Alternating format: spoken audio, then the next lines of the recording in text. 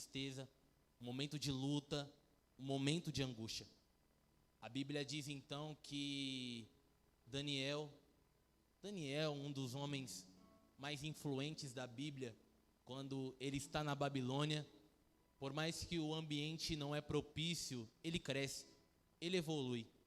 É um jovem que nem a gente, um jovem que ia para a casa de Deus, adorava a Deus, louvava ao Senhor, mas tinha uma intimidade com Deus muito grande.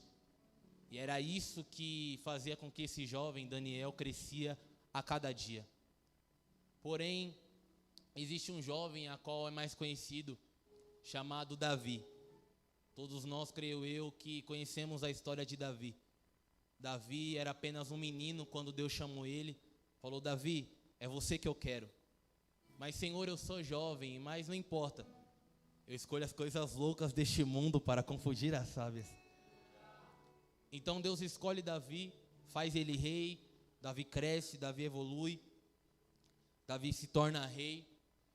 E a Bíblia diz que quando Davi se torna rei, todas as batalhas a qual Davi enfrentava, Davi colocava Deus na frente.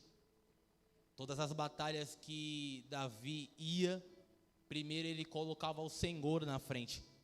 Por mais que o inimigo era maior do que Davi, o Deus que Davi servia era maior que o inimigo. Vou repetir.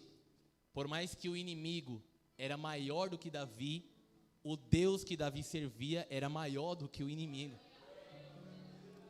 E a Bíblia diz então que Davi se torna rei, Davi se torna rico. Só que um dos grandes problemas de Davi foi quando ele já estava no reinado e já era velho. Infelizmente, ele vai cometer um adultério.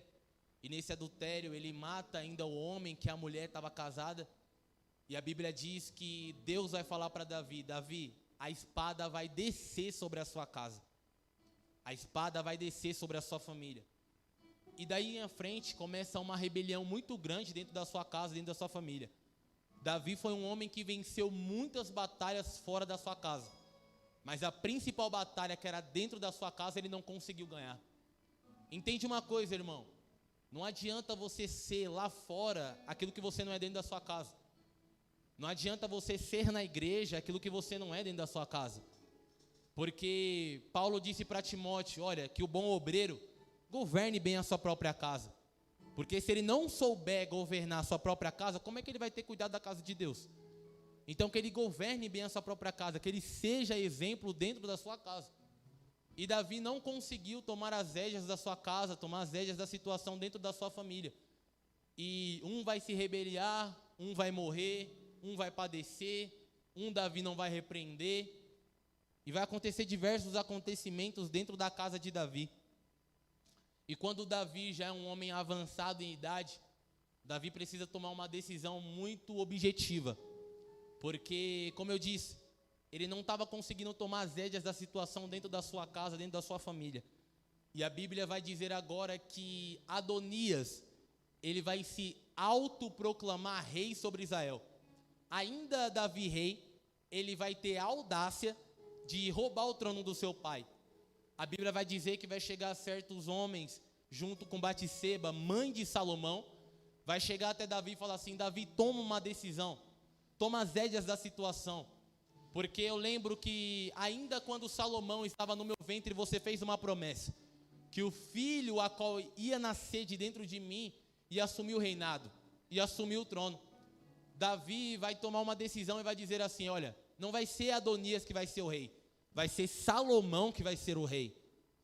Você não pegou. Olha que extraordinário. Adonias vai se autoproclamar. Percebe que tem pessoas que são assim, que elas não esperam o tempo, não esperam o momento certo para ser honrada. Ela se autoproclama. E uma coisa que Deus abomina é uma pessoa se exaltar. Uma coisa é você ser exaltado por Deus. E outra coisa é você se exaltar. Você ser exaltado por Deus é o tempo dele, é o momento dele, é a hora dele. Agora, quando você se exalta, você está dizendo assim: é no meu tempo, é no meu momento, é na minha hora. Eu prego a hora que eu quero, eu canto a hora que eu quero, eu faço aquilo que eu quero. E no Evangelho não tem isso. No Evangelho você não se exalta para ser exaltado. No Evangelho você se humilha para ser exaltado. Porque Deus disse, aqueles que se humilhar diante de mim vai ser exaltado. Então Adonias vai se exaltar rei, só que a última palavra vem do rei.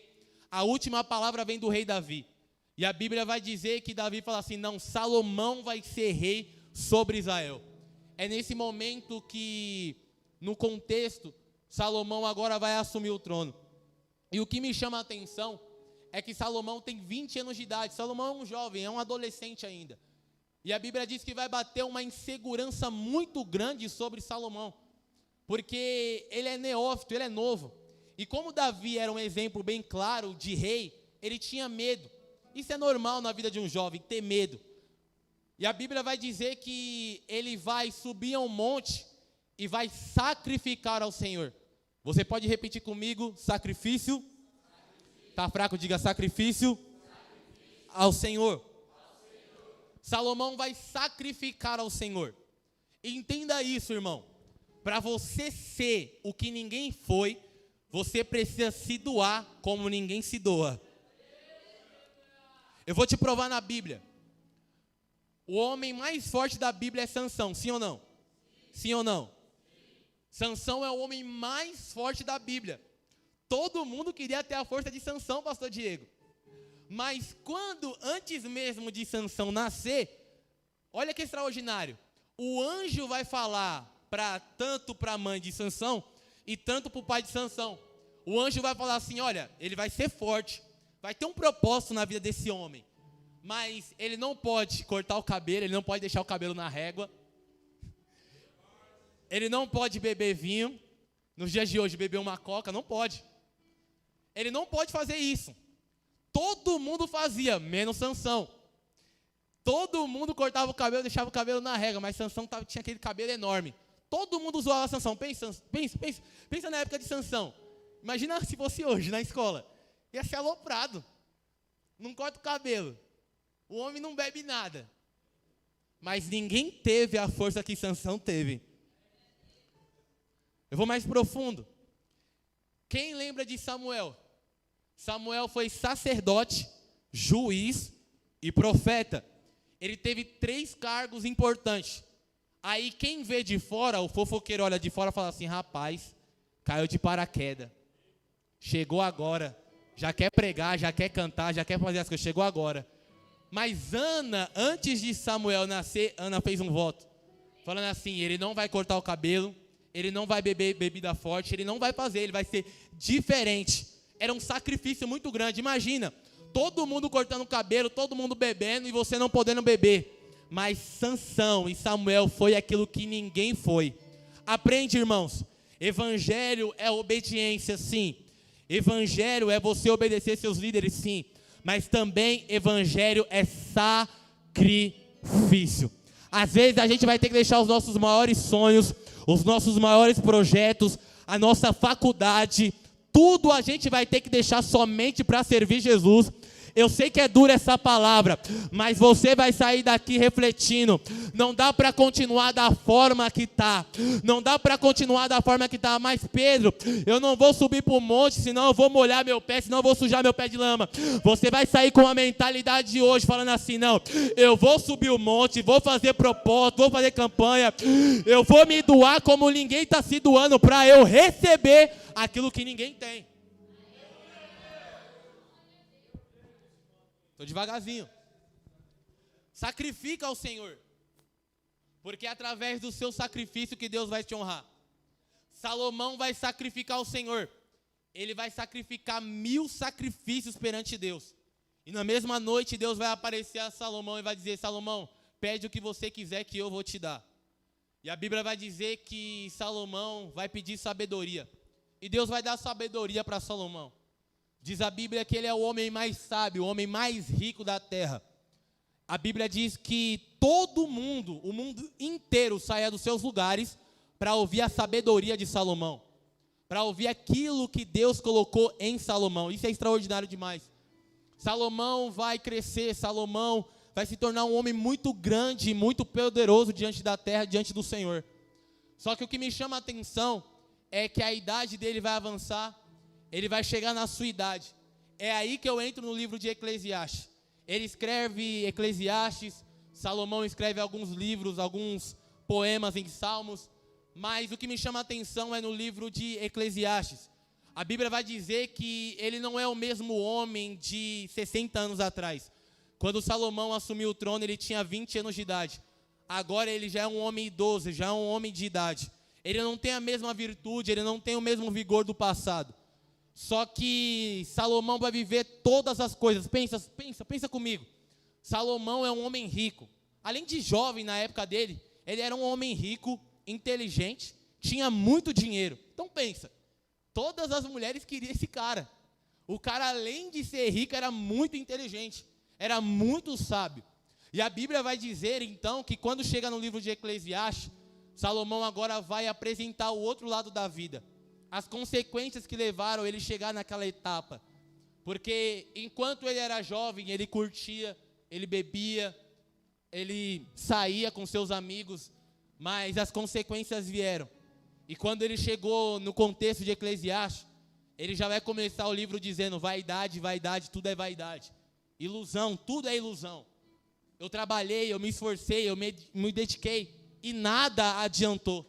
Eu me esforcei tanto, me dediquei tanto e nada valeu a pena.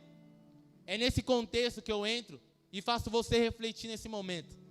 Salomão, preste atenção, irmão. Salomão é um homem rico, um homem que tem muito dinheiro, um homem que tem muita posse, um homem que tem muita influência diante da sociedade. Só que ele vai chegar no livro de Eclesiastes e vai dizer: não, tudo é ilusão. Não adiantou de nada eu ser rico, não adiantou de nada eu ter dinheiro, não adiantou nada eu ter riqueza na face da terra, tudo é ilusão. E quando Salomão diz isso, ele coloca um ponto de interrogação na vida de cada um que está aqui nesta noite.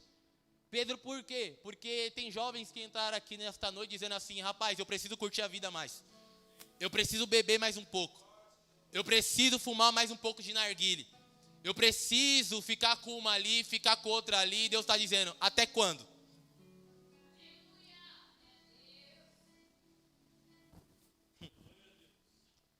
O homem mais rico, o homem mais influente, entra na palavra agora.